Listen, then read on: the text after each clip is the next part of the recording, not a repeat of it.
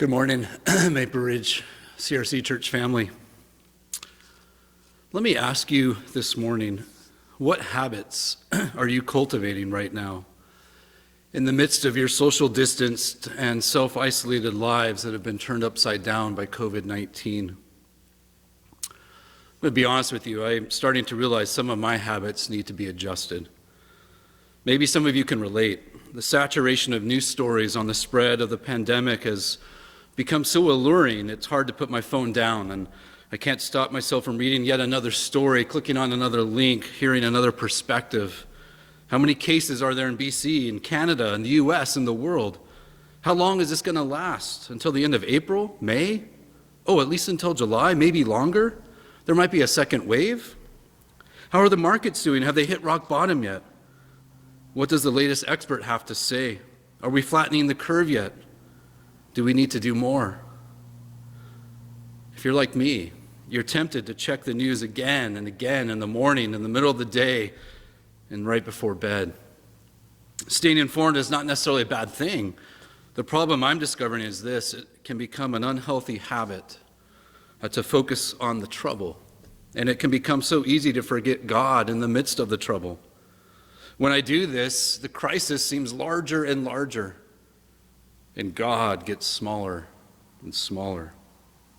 Not only that, but my fixation on the latest news throws more and more fuel on the fires of fear and anxiety. I'm reminded, and I want to invite you to be reminded with me of a small, important step we can all take right now to fight the fear and anxiety and to break the unhealthy habits that fuel it. What is this step? Gratitude. Gratitude, giving thanks. My wife has been writing in a gratitude journal for years now, cataloging on a daily basis, one entry at a time, the things that she's grateful for, the thousands of gifts that God brings into our lives each day, that fragrance of fresh ground coffee in the morning song of the birds, the unfurling of the spring buds on the trees.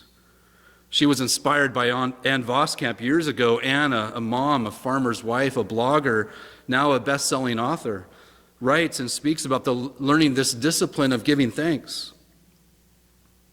I'm a much slower learner than my wife is. My gratitude journal has developed a layer of dust on it. And I'm realizing in this COVID-19 world we live in, I need to shake the dust off the journal and pick up my pen and begin the discipline of giving thanks. There's something powerful about learning to give thanks in the trenches of daily life that trains our hearts to discover joy in the midst of whatever life brings our way. Thanksgiving has this capacity to awaken our heart to God's goodness. This discipline of giving thanks, like all disciplines, requires effort. It's the effort of learning to give specific, detailed thanks. Being vague and abstract in our thankfulness just doesn't work the same. Listen to how Anne puts it.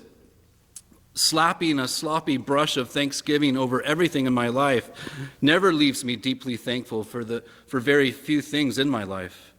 A lifetime of sermons on giving thanks in all things and the shelves sagging with books on these things, and I testify, life-changing gratitude does not fasten to a life unless nailed through with one very specific nail at a time.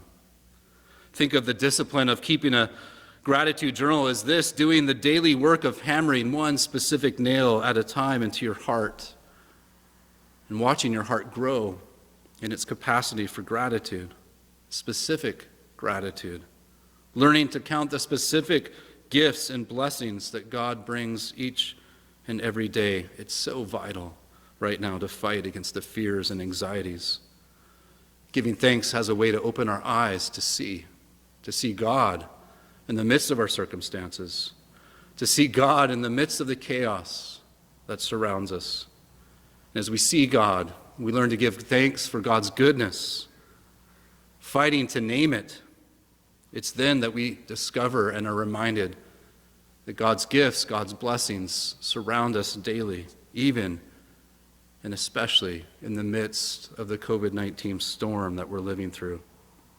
That's why Paul will say in Philippians 4, do not be anxious about anything, but in everything by prayer and petition, with thanksgiving, present your requests to God. So would you join me in training your heart as I learn to train my heart to see God's goodness, to develop the discipline of gratitude, to turn all these anxieties and fears and worries into prayers to our God, sprinkled and saturated even with gratitude for his goodness. Right in the midst of the chaos, he is with us and he is good. Let's train our eyes to be open wide to receive those gifts each day. God bless you.